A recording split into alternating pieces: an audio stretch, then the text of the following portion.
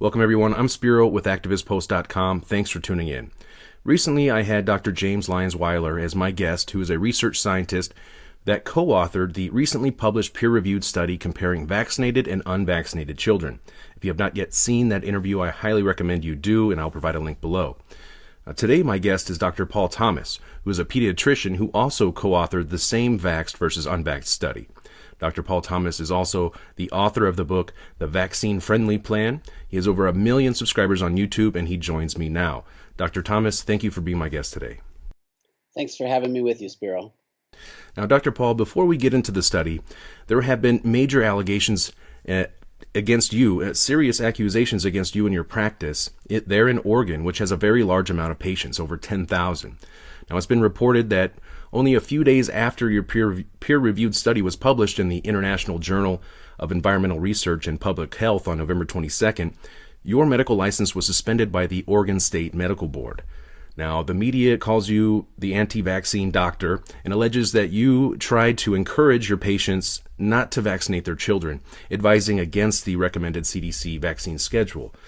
Now, they claim that this resulted in some of your patients being exposed to what they call vaccine-preventable diseases. And one case in particular, reported by the Oregonian, alleges that due to your anti-vaccine recommendations, a young boy contracted tetanus and was hospitalized for 57 days. A very serious allegation. So 5 days after the vaccinated versus unvaccinated study was published, your medical license was suspended after the Oregon Medical Board held an emergency meeting, which accused your practice of being an immediate danger to the public. That sounds extremely serious. So what is your response to these allegations made against you and your practice, which has been working in your community for over a decade? Let me just start off by clarifying what happened with that tetanus case. Since you brought it up at the head of our conversation, we've got to put that one to bed, because that is the most egregious, the most ridiculous accusation. And it will have your viewers understand that what the board is doing is not really ethical or truthful. It is actually something other. And their motivation, I'll leave that up to anybody who's still got a thinking mind on as to what might be motivating them to try to silence me. But let's talk about that tetanus case. So this is a young man, I think he was 9 when he contracted tetanus. He lives on a farm an hour away from me. I don't take patients who are more than an hour away, so he wouldn't have qualified to be a patient of mine anyway. And that's because my clinic is also a medical home. We do comprehensive care of all the patients we take care of. And that allows us to stay on insurance plans. So we take most insurances. It's just a common thing that's done where I work. If you want to be on insurance contracts, you have to become a medical home. So I did not know of this case until he was 3 months in the hospital. He had already contracted tetanus, so he's unknown to me. And so this sort of linking me with him getting tetanus, that's impossible. I did not know the family at all, right? So what happened to this unfortunate young man, who, by the way, I've seen since, and he's doing great. He's completely recovered. He's walking, talking, and completely back to normal. But he had a really scary case of tetanus. He, working on his farm, he was in a horse barn and got a deep, deep gash. I mean, it was huge, several inches long, maybe even an inch deep, in his scalp, in a horse barn, which is, if you know anything about tetanus, probably the worst thing to do is get a metal, rusty wound in a horse barn. Tetanus likes horses' manure or whatever. And the family, just being farmers and they are used to taking care of things, they sewed him up themselves and, did their best job of cleaning the wound. Well, if you close a wound, tetanus is anaerobic, meaning it needs to be in a situation where there's no oxygen. So it's sort of a kind of a setup. He ends up in the ICU, intensive care unit at OHSU, Oregon Health Science University, our major university here in Portland, Oregon, for almost a couple months, almost lost his life. I mean, he was seriously ill. So I first learned about this young man 3 months after he's been in the hospital, when my front desk gets a call from the family. And they come find me in the office. Dr. Thomas, what should we do? We've got a patient that is saying they can't leave the hospital unless they have a pediatrician. I said, okay, well, what's the detail here? Well, they can't find, nobody else will take them because they don't vaccinate. Okay. I'll see him. I mean, that's what I do. I take care of people who are in distress. I take care of kids. Um, so I said, sure, I'll see him. So he actually came that same day, right from the hospital. So he's discharged from the hospital, walks into my office, well, barely walking. I mean, he was really affected by his tetanus. And we had a long conversation, got to know the family for the first time. They are a non-vaccinating family. Now, the entire 3 months they were at OHSU, the University Hospital, nobody there could convince them to get a vaccine. Nobody. They still had not vaccinated, not a single vaccine, and they tried incessantly, they told me. But somehow, because I didn't get him to take a tetanus vaccine way after the fact, now I'm the one that's putting this family in danger. So you can kind of see the ridiculousness of that particular charge. Well, absolutely. And the Oregonian, I'm very skeptical of as well. I've dealt with them in the past, and it's interesting. Did they reach out to you for comment at all? Because they seem they put you on blast, so to speak, in that article. And they're a major publication there in Oregon. Did they reach out for comment at all? I don't think so. The Willamette Week is another little journal we have in Oregon, and I had a run-in with them last year. So the story that led up to the data that is published, that we'll go into in a little moment, is that the medical board actually has been after me for the last 2-3 years. Ever since I published my book, The Vaccine Friendly Plan, that offers a different way of thinking about vaccines. The CDC schedule is a recommendation. It is not, the CDC does not practice medicine. They merely provide guidelines. And most doctors just follow them without question, and that's just the way it's always been. I used to do the same thing until I realized, well, wait a minute, some of these don't make sense, and we can go into that if we have time.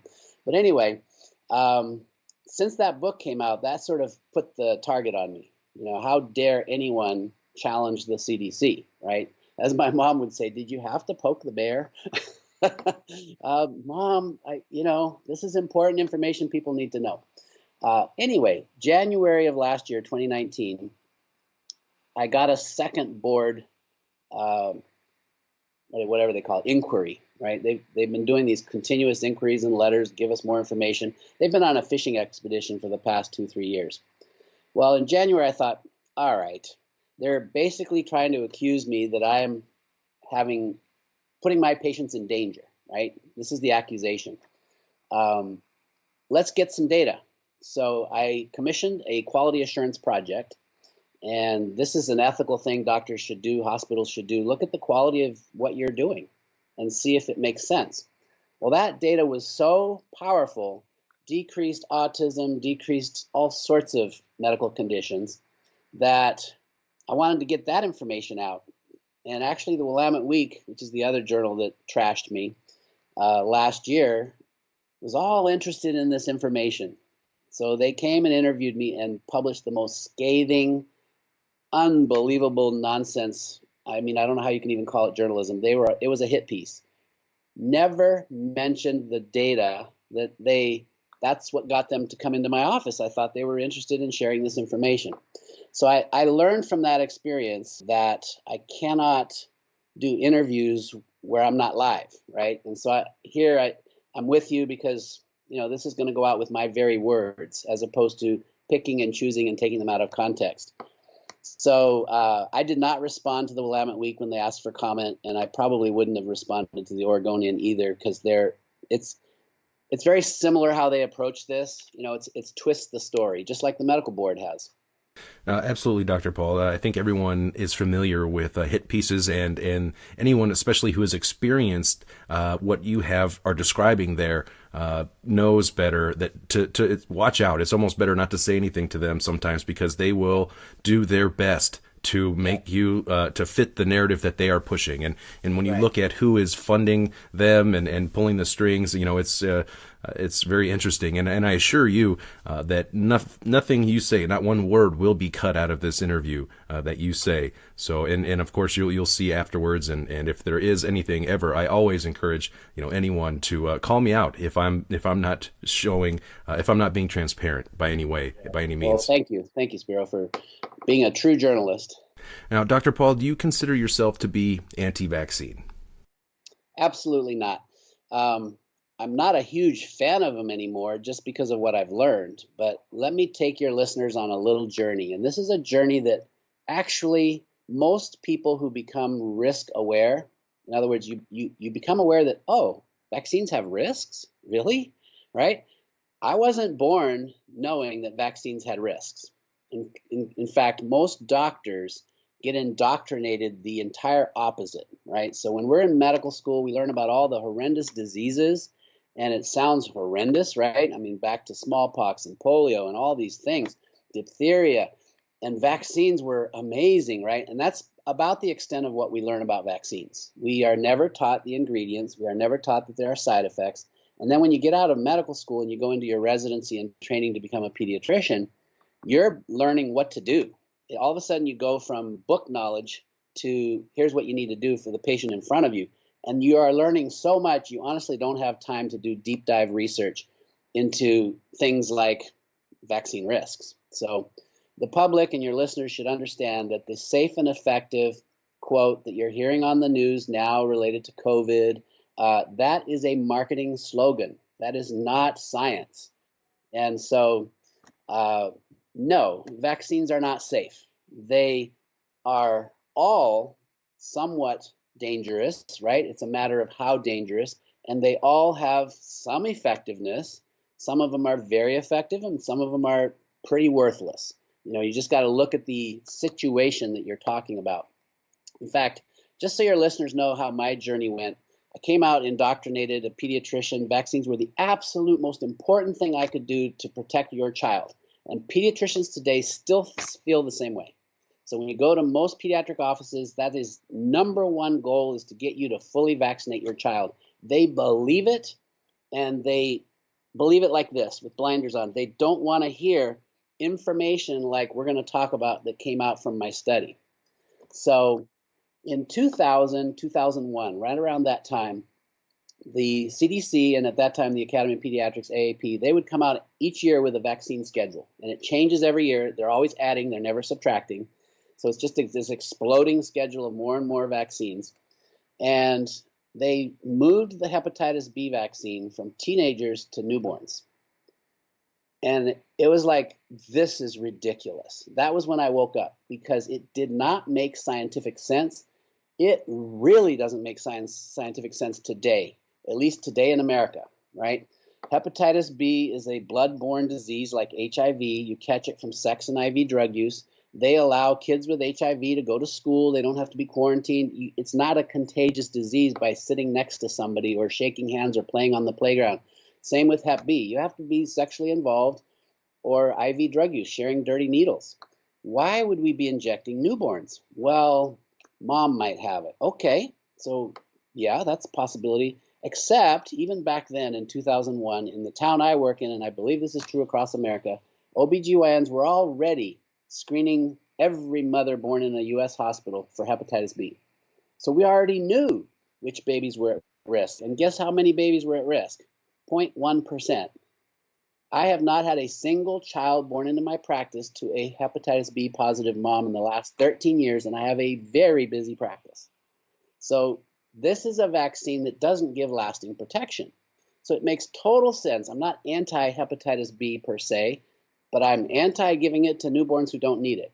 That vaccine should be given to preteens, early teens before they're sexually active so they can have protection when they get it.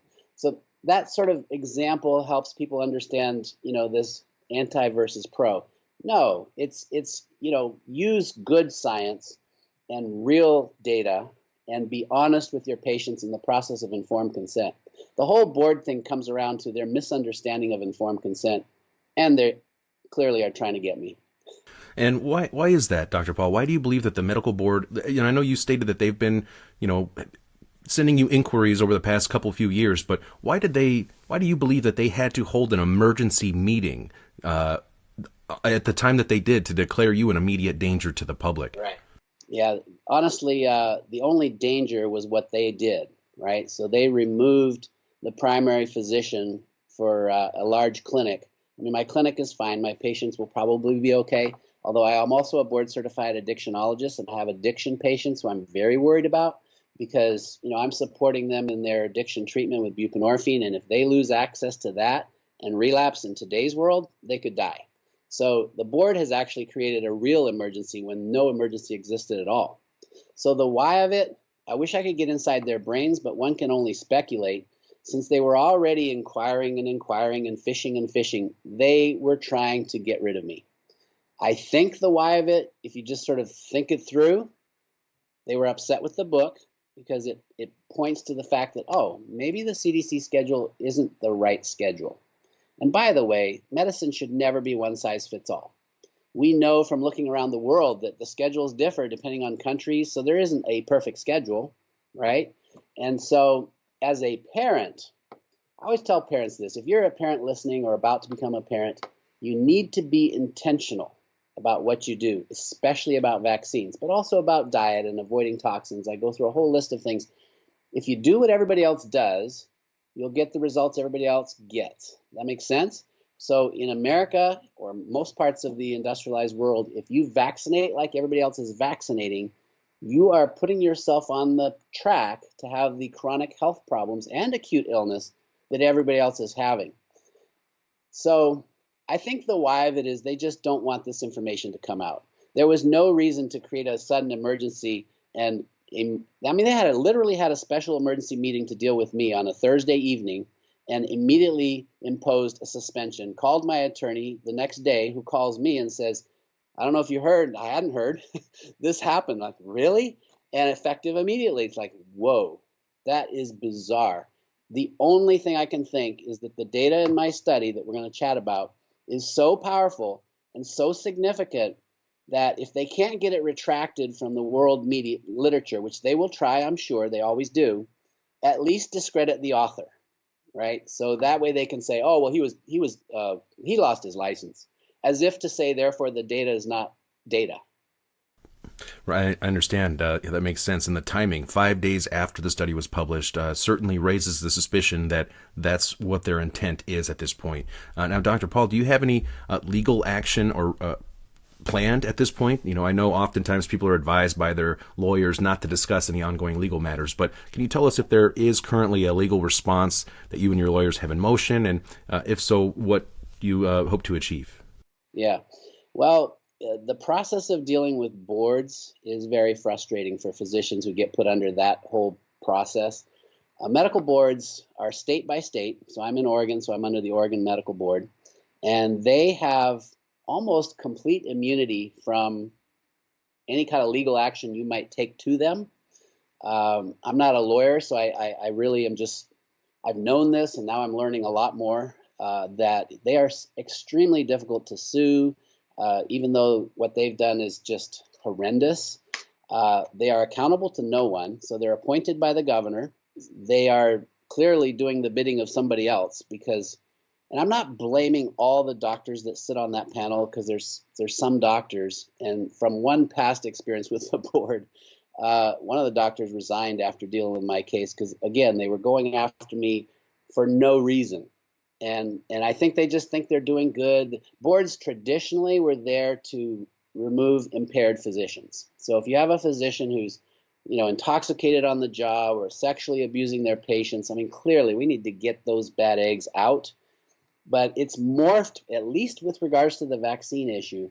This is happening across the country. Boards are becoming the enforcers for mandatory vaccine laws.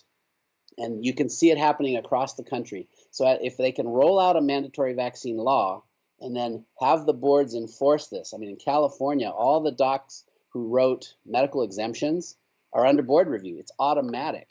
They're passing a bill, they're working to pass a bill in Oregon this next round that does the California thing, but one step further. They create an automatic new board that reviews all medical exemptions and immediately sends them to the respective medical boards. I mean, they are setting it up so, folks, if you think you have a medical exemption, there's not a doctor in the land that's going to be able to write a medical exemption anymore. And the medical exemptions that they're mostly rolling out the new laws are only one vaccine. You have to have almost died from it, but it doesn't save you from the rest. And the exemption is only good for a year, and the physician writing that's going to be reported to the board. It's basically You have to do what the CDC says, basically what the government says, or you lose something, right? In the case of children, it's you lose school. What's going to come down the pike with COVID, folks, just have your eyes wide open, because they're going to try to say this is a public emergency. And, that's another whole story we can get into at a different time. But what I'm bringing up is the point that you're going to be forced to do it, or what? What can they hold over adults? Well, you might not be able to go to work. You might not be able to get on an airplane. Eventually, there's certain businesses that will exclude you. You might eventually have to carry a COVID passport, some way of showing that you've had the vaccine to kind of move about society. This is, if you just think that through, I hope that gives you pause. It's certainly a slippery slope, and they're going to be trying to coerce people into willingly accepting the vaccine. They keep saying, oh, it won't be mandatory, but they're going to limit your ability to participate in society. And then if your kids aren't in school or something, then they're going to try to come after you and say that they're going to throw you in jail or something. I mean, this is a medical tyranny taking place right now. So before I go off on a tangent down that road, I would like to get into your study. It's extremely important. Can you please give us an explanation of your study overall and what the key findings were? Yeah. So I have had in my practice over the last 12 and a half years as many as 20,000 patients. But when you look at what's called active patients, these are patients who've been seen in the last 2 years. That number has drifted down from 15,000 to about 10,000 now. What's happened, just so people understand, a pediatrician like myself who really does informed consent, really listens to the families, you attract patients who are being bullied at other practices, to put it plainly. The real common story I hear with almost every new family that comes into my practice is we were kicked out of the other pediatric office, or they were trying to force us to do all the vaccines and we don't want to. Oftentimes these families have already had a vaccine injury, which is a child who is completely normal and regresses into autism as an extreme example. But other chronic things, allergies, autoimmunity, we know there's a link between vaccines and these things. So these families are coming to our practice, one, because we honor informed consent, and two, because we actually are an integrative medicine practice. There are things we can do to actually benefit and help these patients with chronic conditions heal. So that's where they come. Now, if I did a whole practice study, I did actually look at my whole practice data back in 2015. I got an IRB to look at it. That's an Institutional Review Board approval to study the data and get it published in a retrospective way. I wrote it all up for publication, and I just didn't have the chops. I didn't have Jack Lyons-Weiler, my co-author, to help usher this thing through. I'm a clinician. I mean, I'm in the trenches taking care of kids. I'm not, research is not my forte. So that didn't pass, but we already knew. We're seeing a massive increase in autism. I have hundreds of autistic kids in my practice. Almost all of them have joined my practice because of the abuse they were receiving at other practices. I have over 1,000 with ADD, ADHD. I have hundreds with depression, anxiety. So I knew that, and I thought, all right, for this study, let's keep it really pure and just look at the kids who were born into my practice. That way we don't have that variable of, they already came damaged, so to speak, or injured or whatever. So it's a really pure study because this is a database of just the kids born into my practice, and we followed them for as long as the data set was open, so 10 and a half years. And what we ended up having was 2,763 variably vaccinated kids and 561 unvaccinated kids. So right there, that tells you I'm not anti-vax. Most of the patients in my practice are vaccinated, but they're not following any schedule necessarily. I mean, some come, they say, we want to follow the vaccine-friendly plan. Fine. I mean, I don't push the vaccine-friendly plan. I push informed consent, vaccine by vaccine. Does it make sense for your child with your given family history and risk factors, given what's going on in our community today, and sort of walk through the risks and the benefits, and you make a decision, which is why we end up with, 561 unvaccinated and 1 to 40 vaccines for the rest of them, sort of evenly spread out. It's just not a one-size-fits-all approach. But to look at what the data showed, I think for your viewers, you'll probably put this image up. Yes, absolutely. Yeah, so this is the sort of a key graph visually. You see in the orange lines, which are the ones that kind of skyrocket, are the various conditions that those are the vaccinated kids, variably vaccinated children. And the blue line are the unvaccinated children. And then the timeline is over those 10 years.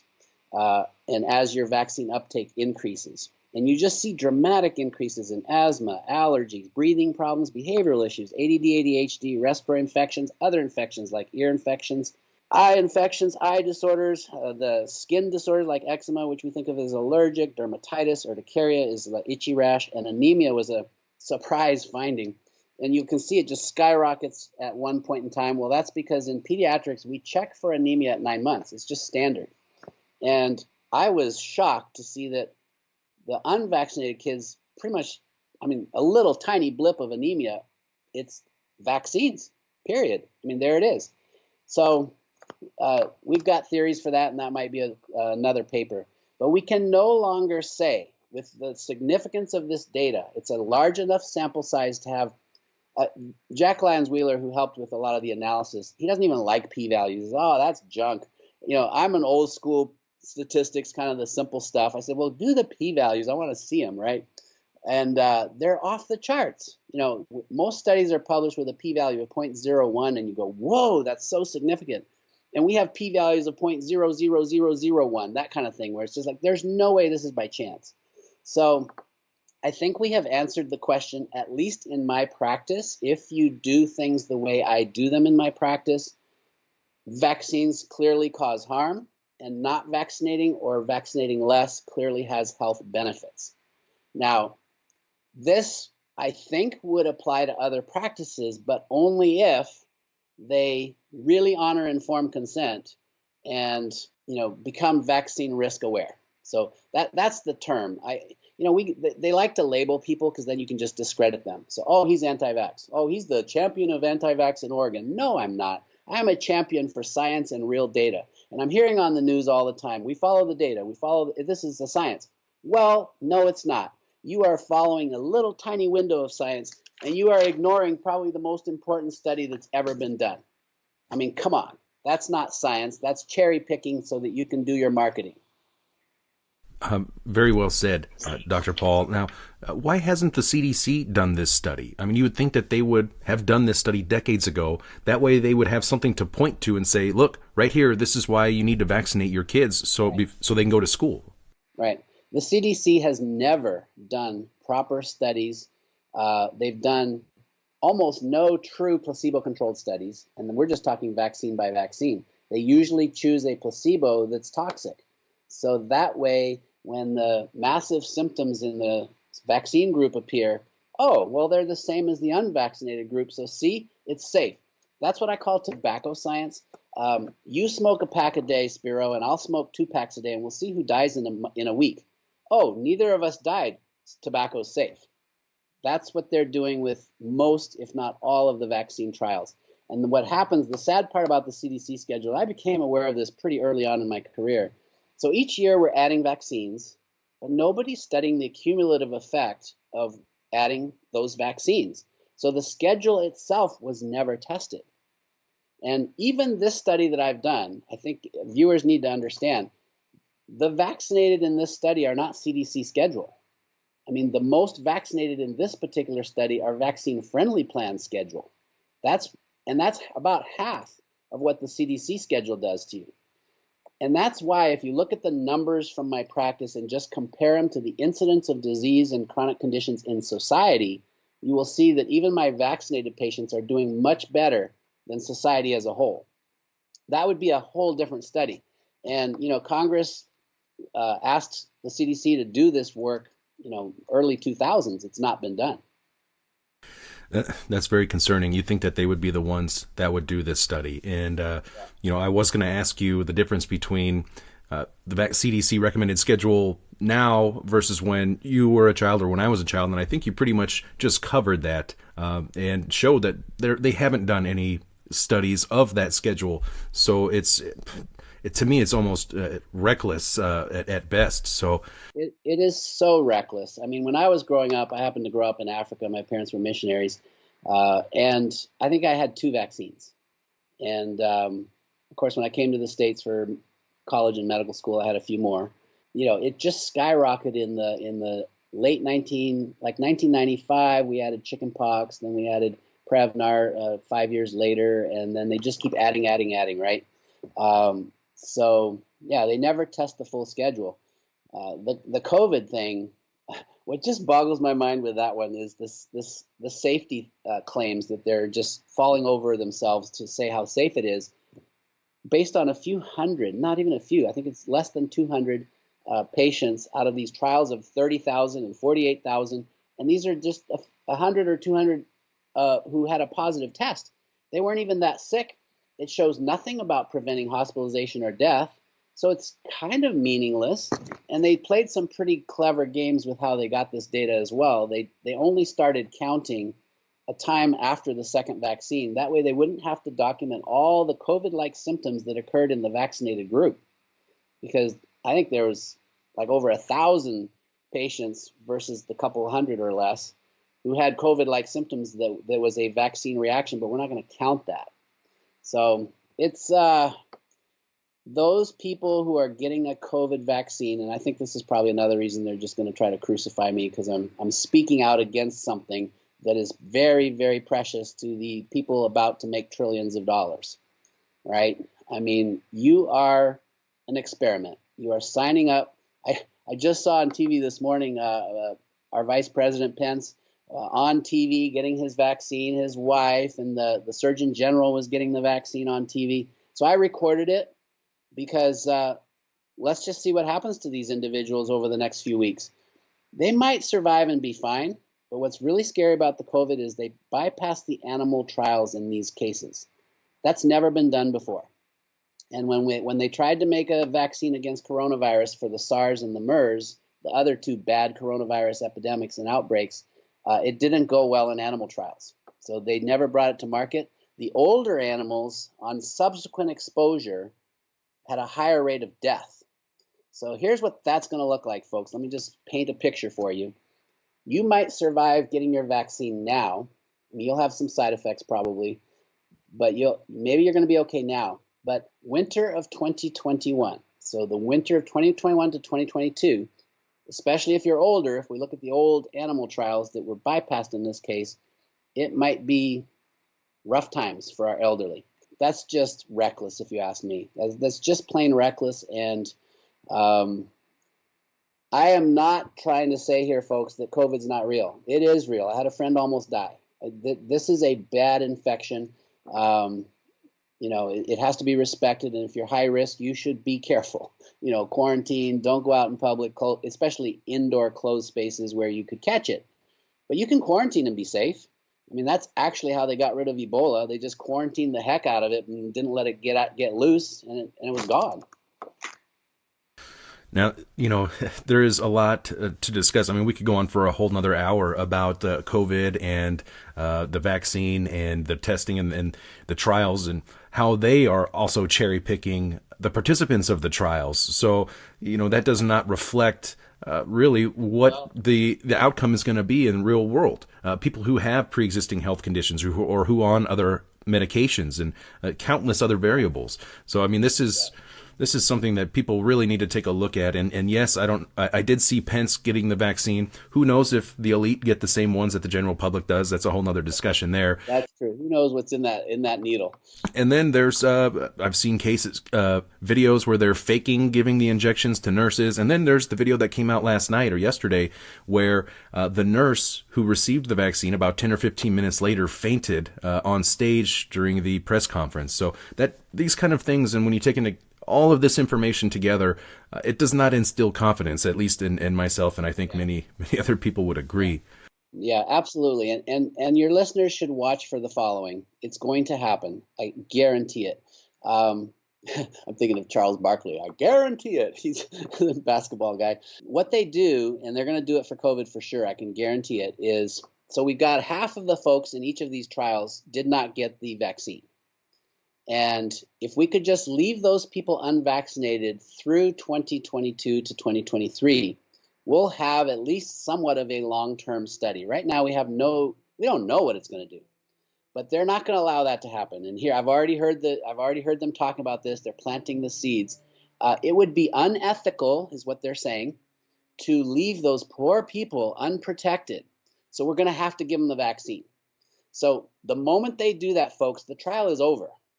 And they will do it before we have any data of any use. So basically, we're left with this garbage effectiveness against mild disease, and we'll never know. We will never know. They're going to sabotage their own, Yep. destroy the evidence, essentially, destroy the trial. That's exactly. Very concerning. And that's just, it should be criminal. I mean, the level of experimentation on the human population that's going on right now with vaccines, right from the CDC schedule for children, which I've now presented data that makes it clear that we need more data, folks. Folks, the data's out there. Any major health system could do the following. Go through your system and find the unvaccinated, age match them, socioeconomically match them to fully vaccinated kids, and look at all health outcomes. See, the one thing we did that was unique, and I think really should be a new way of looking at safety when it comes to vaccines, is we looked at relative incidence of office visits. We also did the standard incidence stuff, but we did this other way of, well, what is the disease burden, right? So if I have ADHD, but I see the doctor once in my lifetime, that's fairly different from a kid who's severe and is in the office multiple times a year, basically very damaged from his ADHD, for example. And so even asthma, any condition you look at, it can be mild, it can be severe. So looking at the severity of the illness can be captured by looking at all office visits. And that's what we did. And it was a very powerful indicator.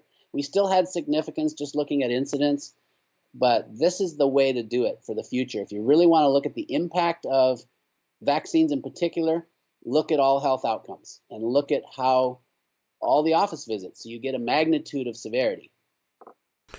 Dr. Paul, very interesting points. I have been looking at the study and articles written about it, and then interviewing you and both Dr. Weiler, which has been fantastic wealth of information and information that really needs to get out there to the general public. I mean, this is a landmark study that is pretty clear, in my view, from a layman's. I'm not a scientist, I'm not a doctor, but the data is there, and it's clear for everyone to see. Before we go today, do you have a message for your patients or their families or the viewers, or anything you'd like to say to the medical board who suspended your license? Well, just so we don't forget to do this, I am fighting 3 fronts, and there needs to be a 4th front. I've got 2 health plans that have dropped me now. I've got the medical board that's suspended my license. And we have the 4th front, which really requires funding, and that is to go after the board for their illegal and unethical dismantling of an amazing pediatrician and clinic. So I do need support and funding. I've called that fundraiser Free to Choose, and the website for that is FTC, for Free to Choose, ftc.dp, which is Dr. Paul, approved.com. So ftc.dpapproved.com. That would be helpful. I appreciate that support, and a lot of people have already supported. I'm getting close to what I need for the defense, so I'm feeling very supported by the community in that regard. If we're going to go after these people, we need a big fund, right? I mean, you just have to get the best lawyers and have them go for it. But to the viewers, I'd like to tell you this.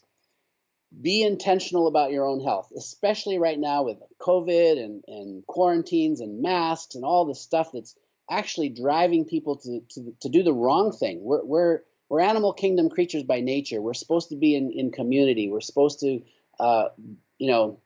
be outdoors, not on a screen, right? And now our kids are learning from home. They're more time on the screen. That's devastating. So as much as you can, eat organic, drink filtered water, get your rest. Rest is restorative, so make sure you're guarding your sleep. Minimize screen time. Folks, this little gizmo most people have in their pocket that we call a cell phone, if you've got your alerts on and it's grabbing your attention, that is little tiny fight or flight signals that is destroying your dopamine pathway, because you have to change dopamine to norepinephrine to epinephrine. Epinephrine's your fight or flight. Well, tiny blip, blip, blip, you're on social media, you're scrolling, or your alerts are going off. It's we weren't wired to handle that. We were wired to maybe in moments of, you're being attacked by a bear when you're a caveman, get ready, right? But this constant stuff is destroying people's brains, which leaves you depressed, anxious, no focus, and, even total breakdown. So get off your screens, get outdoors. You don't need a mask when you're outdoors, please. You're not allowing good oxygen when you're breathing through a mask. And if you've got a cloth mask, wash it frequently. Don't forget to wash your hands. Those of you who are at high risk, do be careful, right? The rest of you, if you're young and healthy, just live your life. COVID will be, if you get it, it's going to be minor. I mean, they always in the news will portray a horrendous case to say, see, kids can die too. We learn later usually that the kids who die of these, whatever it be, it used to be the flu, right? Every year we'd get a case report of a kid who died of the flu. They had major underlying health issues. So healthy kids do just fine. What it takes to be healthy is a healthy immune system. And what it takes to have a healthy immune system is reduce stress, reduce toxins. Don't take acetaminophen, by the way. That's Tylenol, paracetamol in Europe. It's horrible for your immune system. Be careful about the vaccines. They are shifting the immune system towards production of antibodies, okay, which might be a good thing if you guess right on the organism, but we already know the COVID is mutating. And when you shift towards antibody production, you are shifting away from your innate immune system. And we know for sure with COVID, what you need to defend yourself is your innate immune system. And this is why kids do so well. They naturally have a robust innate immune system. And this is why the very elderly are not doing well with COVID, because at the end of your life, your innate immune system is kind of tapped out. So that would be my goal to you. You don't need to live in fear, but be intentional about how you live. And to the medical board, I don't know what to tell you. I mean, if you're a part of that action, shame on you. I mean, really, take a look at the data. You guys are accusing me of what you are doing, which is not looking at the data. The healthiest kids, the healthiest practice in Oregon, trying to shut that down just to protect what? Take a look at your incentives and conflicts of interest and be ethical. That's all I have to say to them. Thank you very much, Dr. Paul Thomas, for your time. And then there is also the phase 2 of the study, which is collecting funds right now at ipacknowledge.org. I'll leave a link for that so you guys can go check out and get some more information about that. But thank you very much, Dr. Paul, for being my guest today. I salute your bravery for standing up for your patients and doing what you believe is right and in their best interest of their health. Please keep us posted of further developments, as I'm sure there will be some, and we look forward to having you back soon. Thanks, Spiro. I appreciate your time.